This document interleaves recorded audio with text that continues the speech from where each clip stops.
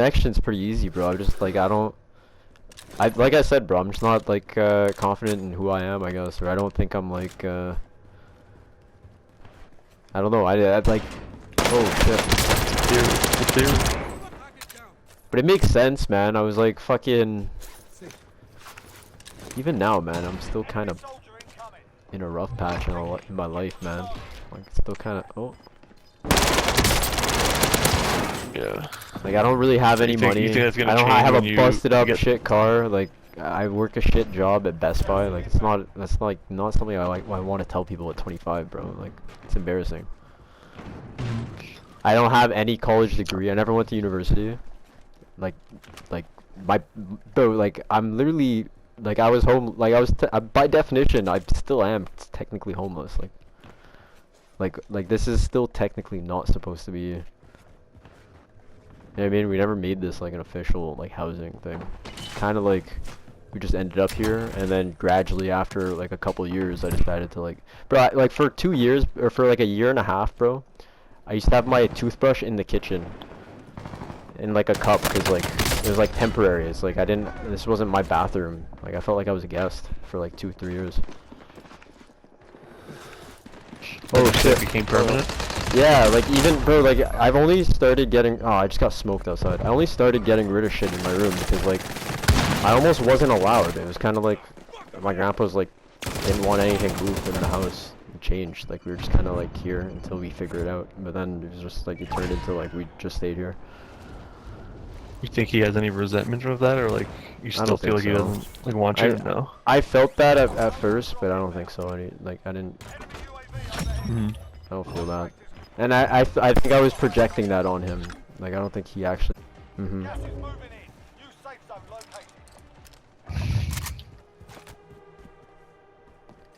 Oh yeah, bro. And this was all the mean time. Like, bro, I used to hang out with you like bro, like realistically, bro, like you and AJ were the only people in my life that I had to like that were like friends, like that I can like talk to a lot. Like, sir, and we weren't talking that much at that point. When I first lost my house, when I had like my long straight hair and shit. And then like we but in that period of I'm coming, bro. Another one. At that point, bro, like yeah, I had like major issues. Bro, I think it's you gotta start making some moves. Like I think you know that too. You know that you always talk about wanting to make some moves, start business and stuff like that. I think it's about the execution. I think it's like at one point if you're always saying it but never doing it, it's gonna or you're gonna start doubting and shit. I agree. It's a fine line. It's facts. But even just telling you guys this, like I wouldn't have like I don't know why I couldn't even talk about shit like this, bro. Like I don't know. I realize like I'm getting better at that. Like I think that's even part of the issue. Is like it's almost like a. Yeah, okay, have you ever heard of this? Like the people who oh yeah, upstairs.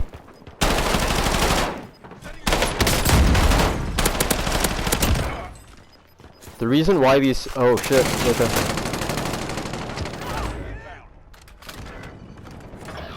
The reason why a lot of these shit, bro. Whatever. Fuck you, you little He's bitch. so mad, bro. No, you didn't know. You had no idea was behind him.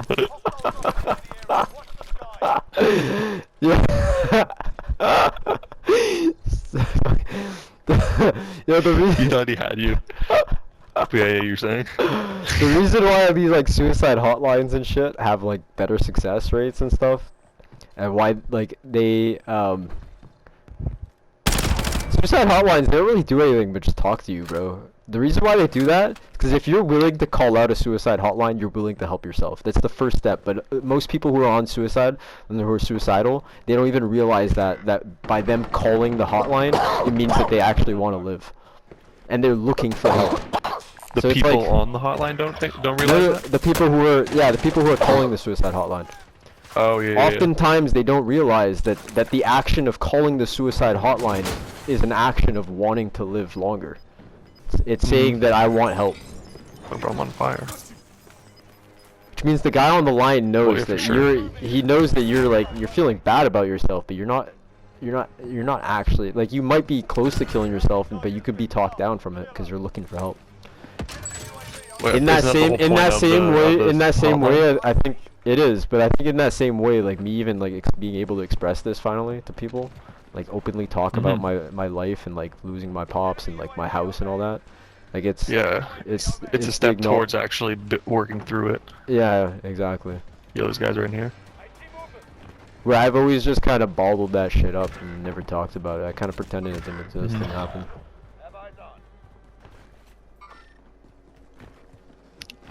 Yeah, it's never good to bottle anything up. But that's also just like how we're designed, but we're not really. Oh shit! There's 3 guys, 2 guys around the corner. I got lit up. Dip out, my guy. Fuck. Yeah, I tried. Those guys can't be inside there too.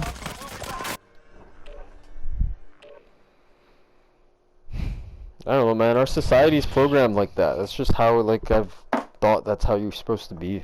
You're supposed to bottle it up. You're supposed to be strong by not telling people. Which is actually That's what they tell weakness. you. It's actually super weak to hold it up. It's the easier thing to do. Yeah. Have you ever thought about Christ? Ironically. Like, I think the idea of Christ Like letting is him the into your same- life. Yeah. Yo, what you missed, bro, right before we were talking about this, the game before when you dipped. We were talking about consciousness and like the idea of like a holy. I think that's hand in hand with Christ.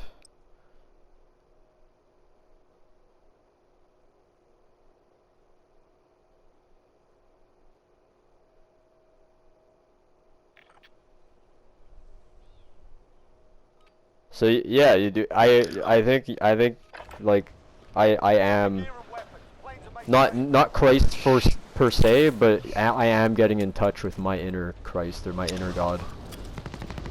You know what I mean? Because I was raised pretty atheist, but, you know, I've been LARPing, I've been lurking, I've been, like, getting into it slowly and surely, and it's been, like, a very relieving thing in my life, like, I enjoy it a lot. No, I agree, dude. When you say I'm relieving, what do you mean? Extreme. Like, what does it relieve? Like, what do you find it relieves? Like you say, you're relieving. Well, because, I don't know, it's just, I have a huge fear, like, pretending doom, life isn't eternal. Like helping you accept that kind of thing. Yeah, and then, like, other things in life, if you're able to accept that, then you can sort of, like, get through things and appreciate things. Yeah, that's They're one thing I one- do they're think one in- I religion is think- good for. I think they're one and the same though. I think the spirituality thing that we were just talking when you were taking a shit, we were talking about like oneness and more Yeah, I consciousness. think religion tries to get to that. Like it's essentially a system trying to get to that. Well, Jesus said it flat out, bro. He said God lives within all of us, bro. He was referencing to the Yeah. spirituality thing, the consciousness observer. Like at our core, we're all these pure, whole souls. You know what I mean? I think it's the by layer that living. you identify with. It's that physical layer that you start identifying with. But I think And that's what causes. getting in touch with that For myself, getting in touch with that layer though is where you feel fulfilled with Christ and connected with God. It's the exact same expression. It's just using different terminologies. It's like it's for the Buddhists when they reach enlightenment. It's the same example as reaching Christ or being enlightened by Christ. It's just you're using 2 different terminologies for the same exact thing. Yeah. And Christ just was feel all like about doing owning something. himself. And like, you say you feel like what?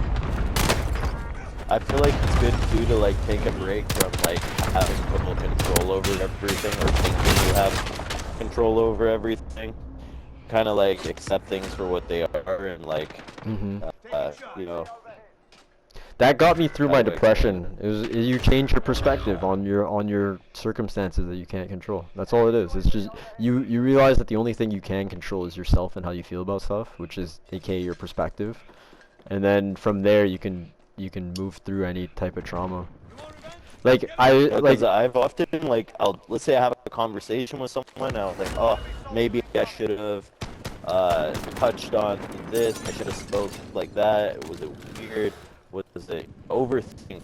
So it helps me like just personally roll that over. the overthink. And you're just like, you know what, it is what it is. Hey, you let life go through its path. Overthinking And, could be like should look into that, because overthinking's never healthy, bro. It's not healthy. It's not healthy when you practice overthinking all the time. Was it Alan Watts says that when somebody who thinks thoughts all of the time has nothing to think except for thoughts, which are disconnected from reality. So it's and you actually disconnect yourself from reality because you're constantly like living through thoughts. You're never actually experiencing like the realities. Like a big thing a big thing of what that guy was the guy who was talking about the consciousness thing though. I forget his name now still. But what he was talking about too is how like your emotions are there's nothing. So he like part of his interview he explains how there's no such thing as a future or a past, but it's all resonated within the present. And then but it also connects to like how you feel. So if like you're constantly like thinking about negative shit, you're just living a life of anguish. Like you're literally like if you like the way that I always look at it and the way that I've always pictured it is like if you look at your days as 24-hour films, and if like each emotion had a color theme to it, bro. If you're always in anguish, there's gonna be and you're always feeling depressed and sad, there's gonna be a lot of frames in that movie that are gonna be that color. They're gonna be that color of blue or whatever. And like it doesn't matter at the end of the day, that 24 hours is gonna be it could be colors, it could be any color, it could be any color, but if you choose to make it like to think about sad shit and live within that moment, you're still you're getting those hours of fucking blue, that color. Yeah. If that makes any sense. You get what I'm saying? Yeah, exactly.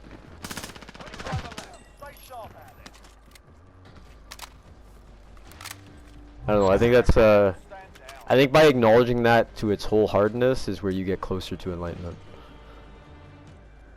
And it's like almost like it goes hand in hand with like masking yourself, and I guess like I've had that motivation before where it's just like out of the blue I want to like work out, and it's just like, you know what, I am gonna, you know, there's a guy right there, I am gonna do my push-ups like live, and just like that's what it's about. It's not like there never is a future. Yeah. That's how he connects it to kind of like everyday life.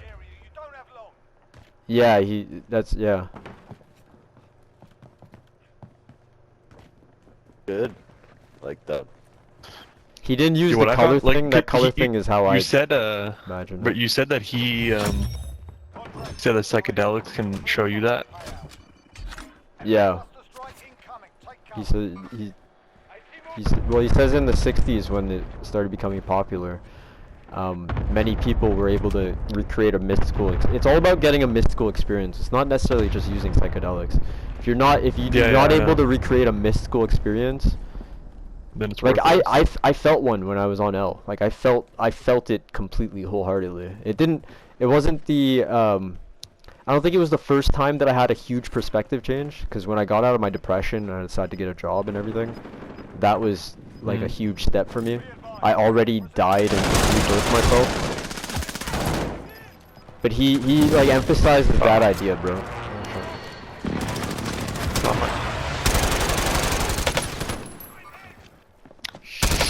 Wait, repeat that though?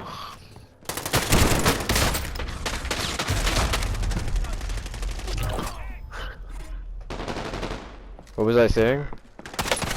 Fuck, I don't remember.